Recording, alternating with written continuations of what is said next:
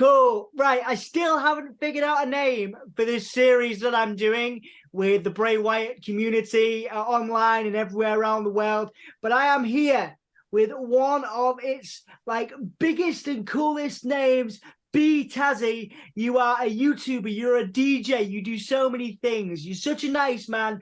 You welcome everybody. You're a big part of the community. So, dude, is it a persona? Who is BTazzy? Who are you? How much of it is real? How much of it is a persona? It's funny you say that. It's like everybody's like, you can't be this energized every single thing. Don't get me wrong. I have tired moments. Like we all have tired moments. So like you work hard, you're just like, dude, I can't do this. I can't. I've done it. Like I can't do this. But most of the time, especially like when you're excited about something, especially like do what I do, it's like so it makes you so energized. Like the chill with people. It's like on the daily basis. You're sitting there. You're basically sitting there in a party with wrestling fans. How you cannot have like you have to enjoy that. You have to enjoy it, and it's like the same energy when I DJ too, along with my other job too. It's like we always have that. Always keep it a vibe of a party, and like I said, the show is basically like I wanted to make sure it was a party, not like any other watch along streams, you know, because we all mostly always do watch along streams, but we have to take a part of like which one makes the other one different, right? We all good. We're all good. You're good. Like the insider's good. Am I good? But we just like the. I just want to be different, you know. Of course, like, man. Yeah, Of course, yeah. yeah. So how did you come up with? Take me through the sort of the genesis of the idea for the party. When you just, you've got a job, you DJ, and you suddenly go to yourself, I'm gonna do watch-alongs of wrestling to ridiculous, even for you in the US, sometimes for hours on end. Why and how did the party come to be? What made you think about it? Take me back before you ever did your first live stream, your first cooking show. Yes, we're going to talk about that in a second. Why did the party come to be? So here's so funny. So I had before YouTube was live all the time. I actually had a different show. It didn't do well, of course, duh. It didn't do well. Basically, it was like one of those topic shows where you talk about different topics. I think I did it for everything from violence to bullying to all kinds of stuff. And I didn't really like it because it was like I'm talking to myself. Like it was like one of those things like I can't do this, man. I'm just sitting here just talking to myself. And basically that's how I was doing it too. Like I was trying to be energized. It was like there's no energy in this. I can't do it. And then so I stopped it and whatever. I don't know what year was it, but I stopped it. And then finally I joined a wrestling community. And then that's when I met like a lot of the other wrestling communities, like the C wrestlers, the the insiders. That's how I met them. And it was like, dude, I could go. I think I'm ready to go back and again doing this. So although if you guys know Costa May, that's where I like talk to him too. And it's like, hey, I want to start my YouTube channel back, but I'm gonna need a co-host, right? So we got back in there. We started. I wanted to basically what I wanted to do was do every single. As you know, there was obviously there's WWE, AEW, constantly everything, and I wanted to get an MLW, but MLW keep on changing what days they actually do shows, so I can't do it. But I always grew when NXT came in. I always fell in love with NXT, so that was my first priority. What I want to do. Fun fact. We started not doing watch alongs yet because I didn't want to step on nobody's toes.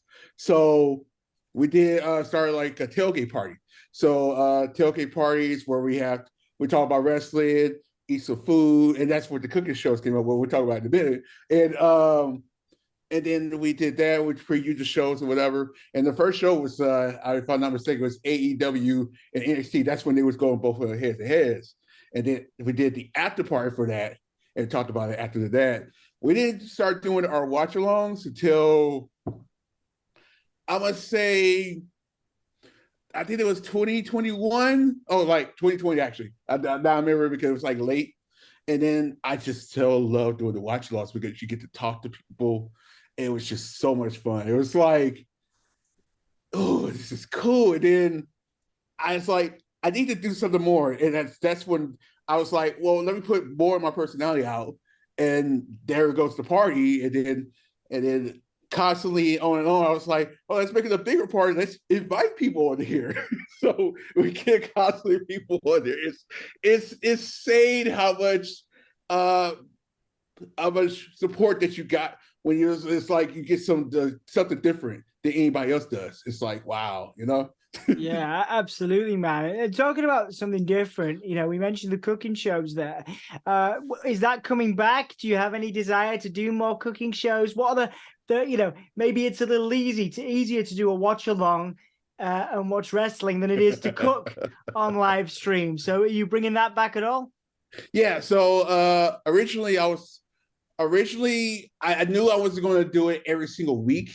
The original plan was going to do it at every single pay-per-view, but I've been, let's say, moving from place to place. So it's kind of hard to find a right kitchen. So now that I'm when I go back to California, I get to pick a different house, and I'm actually, that's my first priority, is to actually get a kitchen where it's like I could do stuff in it. Like, don't get me wrong, I did a couple. I think I did one. Whoo! I think I forgot what pay-per-view it was a couple months ago. I even forgot what I cooked. Oh, the chili. There we go. It was it's for steak chili, and oh my god, I cooked it by myself before, and I cooked it. It was so good, man, so good. Yeah, that's coming back soon. Hopefully, I would say I'm supposed to be moved into the new spots probably in the summer.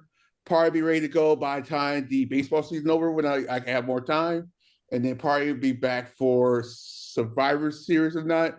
We are going to do something different before then. Like I'm talking to Jeff now. We're going to do some interesting things. I ain't gonna say what, but it's gonna be some interesting things that's coming up soon. So Exciting. Yeah, man, I'm really excited. I think it's great. I think it's really inventive. Obviously, you're quite a magnetic host, so I think it's really good that you not only have the watch along stuff, but also the cooking stuff. Again, you said yeah. it. You said it's different, and that's brilliant. And talking about that, again, having different careers and stuff. Again, you've got your job. You've obviously got the your YouTube channel, and obviously your time with the insiders. But you're also a DJ as well. I mean, that's in your name. So why? Well, when did you become a DJ? What was what got you into DJing in the first place? So I grew up with my so to go to the backstory, I was, of course, I stayed with my parents, of course, obviously. But during the day, my godmother, my late godparents, they was raising me during the day. So, and they was always playing music. I was like, if you the music like the Michael Jacksons, the OJs, I didn't know who these people were. I was still young. I was a little young. I was really like, who is these people? But I was like, I love the music, and then I was dancing in front of them and everything. Like, it was super cool. I was like, dude, I would just want to do something with music. I started as a kind of like a manager for a couple groups. So they helped them out, go book them and whatever like that. And then I was like, I want to do more. And then I became a producer. Let's just say I had no patience for making music. I have nothing. Big shout outs to all the producers that's doing well. Oh man, it was so hard. And I was like, you know what? I'm DJing. So the thing about DJing, you create the party. But see how you do that? You create the party. So I love the private parties, but I love the club party because you actually can see if they like the music. If you don't like the music, oh, just change it up. Let's do something different. And it's so much fun. I stopped. I'm being personal. I'm getting personal here. I stopped DJing for like 2 or 3 years due to a bad relationship. Right. It's kind of hard to get the right girlfriend with you, like when you're doing so much stuff at the same time. But it's like it was just got bad. I got back into it with my cousin, who's actually grew. We didn't grow up together, but it was like it's nice to see somebody younger than me to like want to do the same thing you're doing. So we got together, did a DJ camp, and then from then on, we've just been DJing. I haven't did as not as much as I used to the last 4 or 5 months, but oh my god, it's so much fun just to see how can you create a good party vibe in the club. It's just so much fun. The music nowadays is getting very interesting. Mostly the hip hop, but I'm not gonna go there right now. But you know, the EDM scene is getting really big. The pop is getting big. It's like I'm seeing like all the genres of music, they're getting completely together and they make it this not I don't know what kind of genre they're gonna make, but it's good like it's everybody's making it all together. I'm excited about it. So I was like, am I going to DJ for the rest of my life? Probably not. That's part of why I am now in the YouTube business. So it just get because I can still that and you know it's so much fun DJing, just doing it. A lot of people ask me why you don't DJ on the show. That takes a big scene to do. Like I need space, and I don't have space. What to, but I can't. We are thinking. Me and Jeff thinking about doing some stuff, but I can't really say anything because we got some days coming up. Just stay tuned. We're going to announce it soon, so just stay tuned. Just stay tuned. Stay tuned. It's some exciting stuff, some DJing, some cooking. It's awesome, man. And obviously, you know, not only because of the popularity of the channel, but also because of your love for a particular character in wrestling. That's why a lot of people know you. Obviously, again, you know, you great work on your own channel, but part of the insiders community is your love of not just wrestling, but also Bray Wyatt. And so I wanted to ask you about, again, what is it that appeals to you about that character? Have you always been drawn to his character? How long have you been into it? What is it about Bray that appeals to you so much, Tazzy? So crazy. It's crazy because as me being a NXT homer, I remember the whole contest, and I remember him doing moves, even the size he was back then, incredible. It's like, who does that?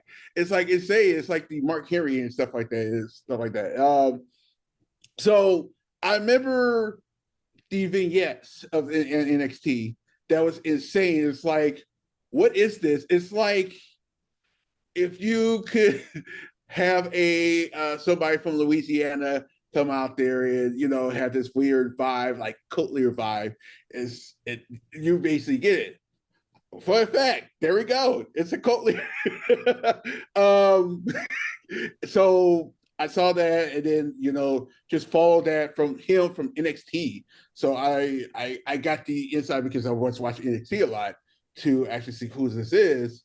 And the crazy part was I didn't know his first match was going to be a Inferno match, which, fun fact, there are some of my favorite wrestlers that do them kind of matches.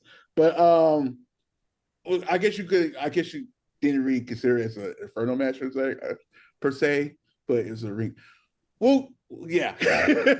But oh my God, from then to what he's doing now, it's insane. I mean, I have fortunately seen him live where it's like actually all the characters that he have done besides his earlier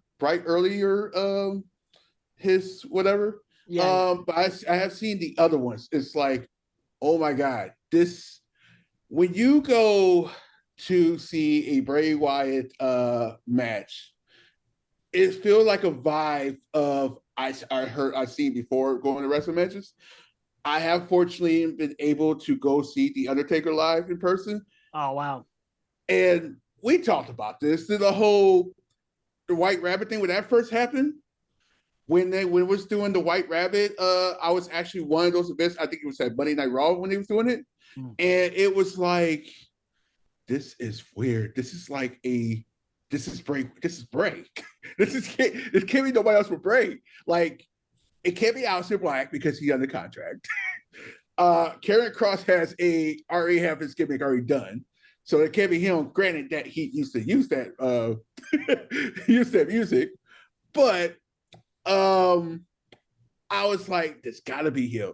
It's nobody else. And I remember texting Jody because Jody told me, it's like, hey, pay attention. While I was at the match, like, pay attention to one of the commercials. To like, hey, they might do that, the whole red light with the White Rabbit. And I was like, okay, let me keep going. And also they got dark. And I was like, here we go. So we got that, and then we got I think that's the first night at the Barcodes too. Yeah. So that was crazy. And then we finally get the reveal of Ray. It was insane. It was insane. I'm laughing because one of my events was one of those events where it's like with Bray that everybody's like, what? So I was able to actually be at that Hell in a Cell. Wow. Okay. Yeah. Wow. Yeah. So that Hell in a Cell was one of my favorite arenas to go to is Sacramento, California, and their new arena called the Chase Center. It's a different band. It's a very underrated base, and I think AEW is going there this Wednesday. The vibe is they're saying they're really passionate. You could tell when we got to the arena, it was like, oh yeah, this is the night. This is Bray night, whatever. And then we got that. And I know everybody asked me about the how did it feel to have a red cell with the red lights? It was kind of like it was too much red. Yeah. If the cell was still silver like it used to be, I would have been all for it. But you could barely see inside of it together. But yeah, that fiasco, it was insane. I thought I had to fight my way out of the arena. It was one of those things crazy. It's like, wow. And yeah.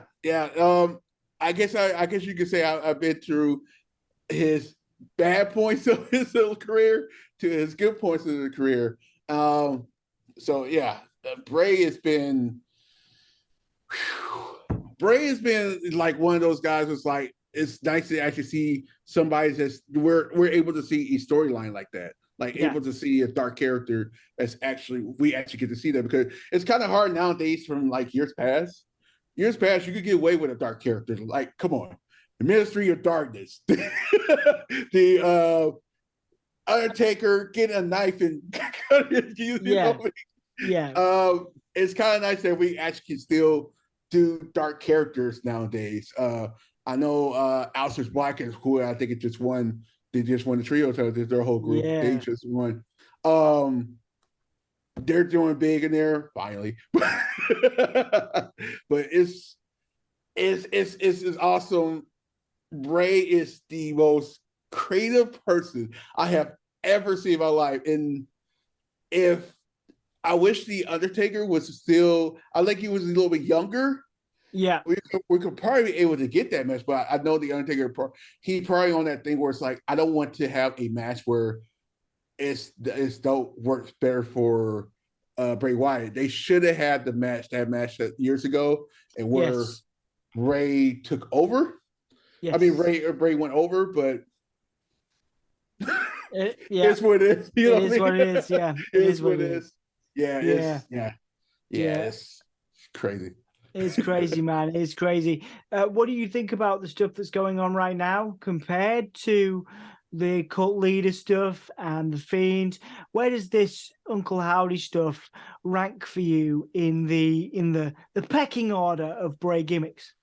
So this is, I'm very interested right now. I'm like, I don't know what's still not going on. Look, good. This is how crazy it is. I still don't know what's going on with what's been about about 4 or 5 months now that we see the Uncle Howdy and everything, and I still don't know. I like this is a long-term storytelling at its best because if we don't know when we got the Fiend, first we got the Firefly Funhouse and everything like that. Fun fact, we're still getting Firefly Funhouse. Crazy, huh? We actually got an idea what it was going to be, but for them to actually like, no, we're gonna make you guys wait. We're gonna make you guys wait. You're gonna see the ending, but you're gonna make you guys wait. I am excited. I'm excited. I think the storyline with LA Knight was good. The match was a little more visual, which there's nothing wrong with that. Nothing wrong with that. I loved it. It's like perfect. I am looking forward to a match. I do know he's still injured, like his hand. Everybody says that hand injuries don't make a wrestler, mess him up or anything like that. He does a lot with his hands. So, and me dealing with athletes every day, for you to do a great match, you want to be fully 100% ready to go. And maybe this is the perfect idea for him and Bobby Lashley to get that match with them two. Bobby Lashley's great. Bray Wyatt 100%. He's great. So who knows who we get? Is it going to be a regular match? I have no idea. We'll have to see. We'll have to see, Tazzy, man. It's surreal time, isn't it? It's a surreal time to be a Bray fan, to be a wrestling fan. But yeah, I want you to take me back then to when you first, obviously you've talked about your love of Bray these days and now, but when you first got into wrestling, take me back. What were you doing? Who was your favorite wrestler? When did you first get into wrestling? Who was your favorite wrestler and why?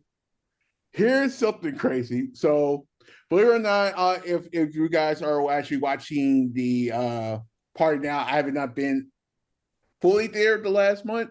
The guy that's on there is my brother. He actually got me into wrestling, and he was like, "Hey, you want to watch this event?" I'm like, What? It's a WWF event, and I was like, okay, what is this? So it was Survivor Series, 1990. Nice. Who came out in 1990? It was the one and the only Undertaker, and I was like, wow. I used to call him, and this is gonna be super weird. I used to call him the Pharaoh guy because I didn't know his name. I was like, he's the Pharaoh guy. It's the Pharaoh guy. Caskets and everything. It's cool. It's probably the main reason why I don't like faces. Is I just like the heel work that people do. Like you don't have to be an evil guy or stuff like that. Even stuff where, like even the stuff with MJF right now, it's like doing is impressive besides yesterday. But anyway, I just like the career, and everybody was like, I remember the first time he got the title was him and Hulk Hogan, and it was like. Everybody was like, "Oh yeah, Hulkamania" and stuff like that. Like, I did not care for Hulk Hogan whatsoever. I was like, when Undertaker won that title and he came and he left the ring, and you see his face, his eyes rolled up with the carrying the title. That was the best visual I have ever seen before. I loved it, and ever since then, the Undertaker has always been my favorite wrestler of all time because it's like his character. I thought it was going to get stale. It didn't. Yeah. He switched it up at the perfect time. The American Badass, perfect. Everybody was like, yeah, he was always, no, he was very, very, as he turned heel, then he actually became Big Ray Evil, who was not like kind of more of he was still a biker character, but he was like the American Badass. But he was like Big Ray Evil, whatever. You Gonna Pay is probably one of the best underrated interest songs of all time. Yeah, man. You know what I mean? That was a banger. Yeah, that was great. It was a banger. It was perfect. I mean, even with the Ministry of Darkness and all that stuff, that's perfect. The matches, him and Shawn Michaels and Triple H, that whole set, that has to be the most best time in wrestling right there. It was brilliant storytelling, long-term storytelling. It was it was brilliant. It was like, oh, and to see the Undertaker get his flowers down while he's alive, Hall of Fame Yeah. and everything is. I ain't gonna lie, I was in tears that whole Hall of Fame ceremony. It was awesome. It was like brilliant. It was brilliant. It was perfect. And then we got the whole Bray and Undertaker in the ring. Perfect. That was great. Perfect. Yeah, that was It's amazing. it's insane. Yeah, but other wrestlers like other heels, oh man, you gotta give it up to Triple H. I have been a big Triple H fan. His hero character, being saying and seeing him doing great things. WWE has never been so good in a long time. And for him to actually running it, it's like, I told you once he took it over. And who else probably, oh man, Edge, rated R superstar character when he came out was the most brilliant thing with him. He did so much work with him and Lita. It's like it's insane. It was like I know it came in as a bad time with him and Matt Hardy and all that stuff, but it's like it just worked. It was perfect, you know?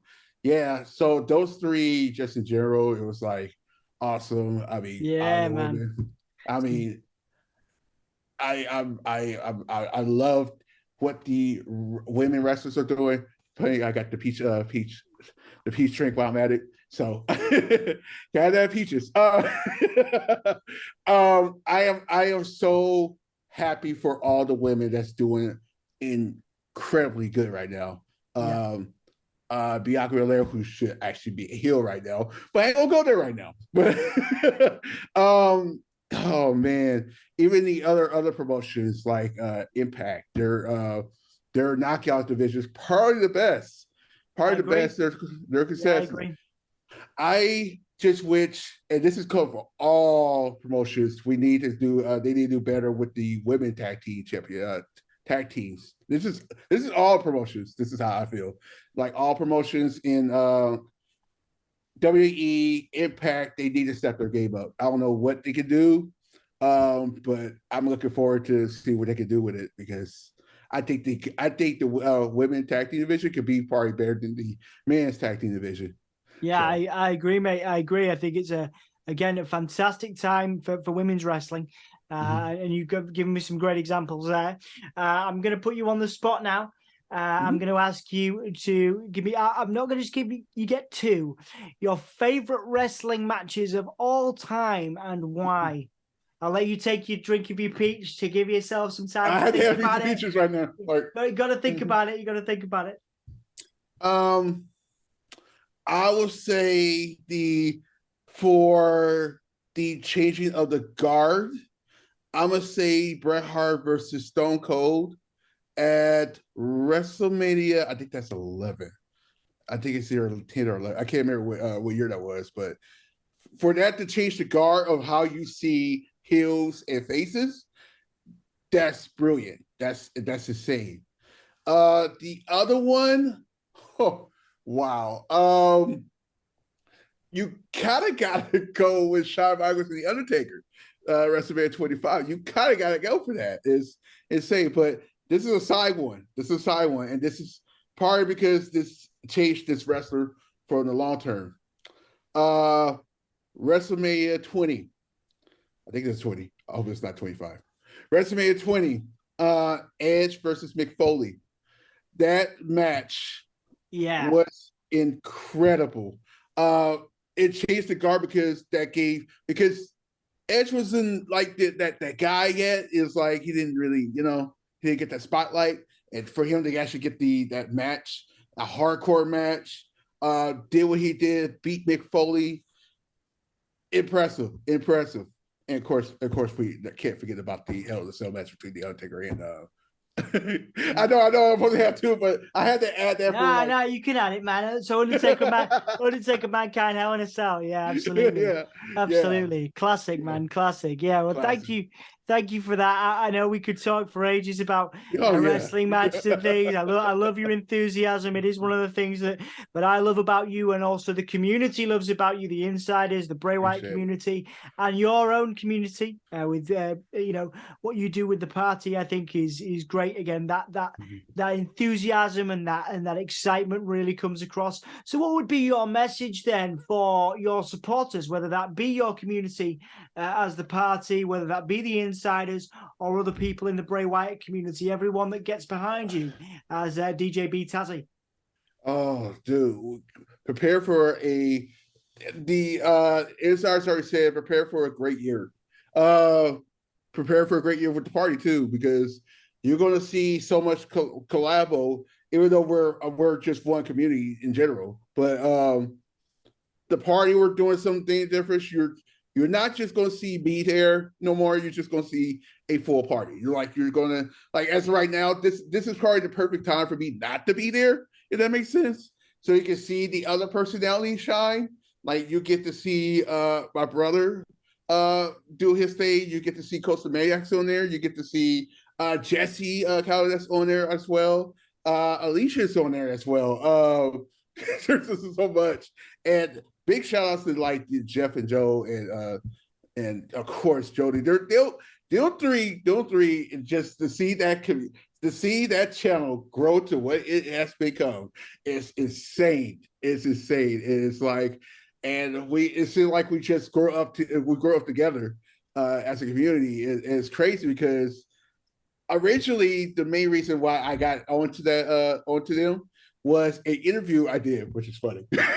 is We did an interview and we had so much chemistry on the interview that I got onto the one they're watching alongs, and next thing you know, the rest is history basically.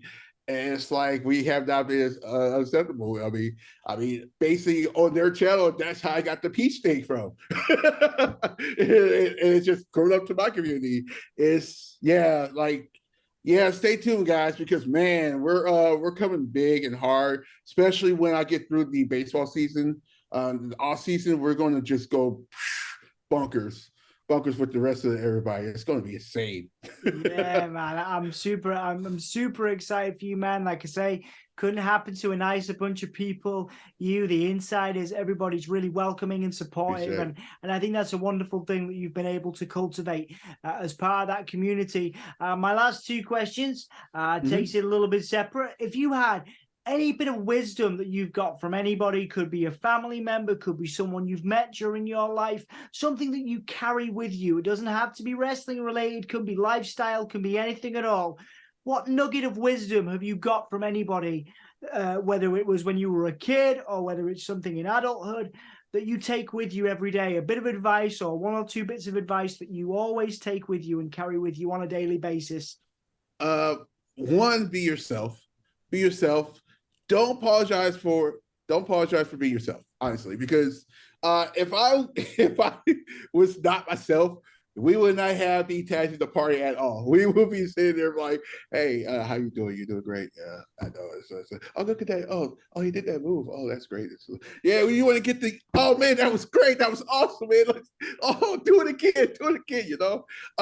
And don't apologize for what you say. I would say this, don't be disrespectful what you say, but also be your like be free. Like be free when you say. Don't hold anything in because I'm gonna tell you now, that will destroy you inside. If you have stuff inside, you're like, oh dang, I should have said that. Say it. Say it. Don't say it in a disrespectful way, but say it. Like this is how you can say this is how I feel. I mean, this is how I feel. I don't know, not just expecting or anything like that. This is how you feel, and that's what like parents, my all my family members. That's all, and this is what I'm gonna tell to everybody that starting their own community, and not even just a wrestling community, just in general. Just be yourself. Just have some fun. Enjoy yourself. Like life is hard as it is right now. We don't need more insaneness right now. So yeah, man, just be yourself and remember, just say stuff. Like Don't hold it in. Say what you Go. feel. Say what Say you what you feel, man. feel. Yeah, you know what I mean? Absolutely, Yeah. man. Absolutely. And this is the bit where we check whether I've done my job properly. Is there anything that you think I've missed that you would like to promote and cover before we finish up? Oh man. Nothing. Dude, more. I know this is a part of the like is don't forget to subscribe to the channel. Don't forget to subscribe to this channel. Don't forget to subscribe to this one. Yeah, subscribe to the channel. We're like I said, we're doing big things. I know I'm not there as often as I want to, but you know, you're still get the other personalities. And when I do be there, you'll have fun. Trust me, you'll have fun. But but I like the big shouts to everybody like that's helping me with the party. It's the same. But yeah, subscribe to the channel. We got some big things coming there. We're on our way to actually being monetized there. So that's huge because we can start doing some other stuff like I'm thinking about doing something where you can actually do we can do uncensored stuff. So, but for me to do that, I got to not this year, but next year, probably 99 cents for each a month for a uncensored topic. So I don't know if anybody know about our I'm doing this very quick. Our show that we do on Saturdays that we don't have no wrestling or anything at all. It's basically us just like what we're doing now, just talk about wrestling. Just talk about wrestling and stuff like that. But I want to uncensor that because YouTube. Okay, I ain't gonna say nothing else. Let's just say I don't want to get in trouble for other people or me saying something. So just Yeah, but man. yeah.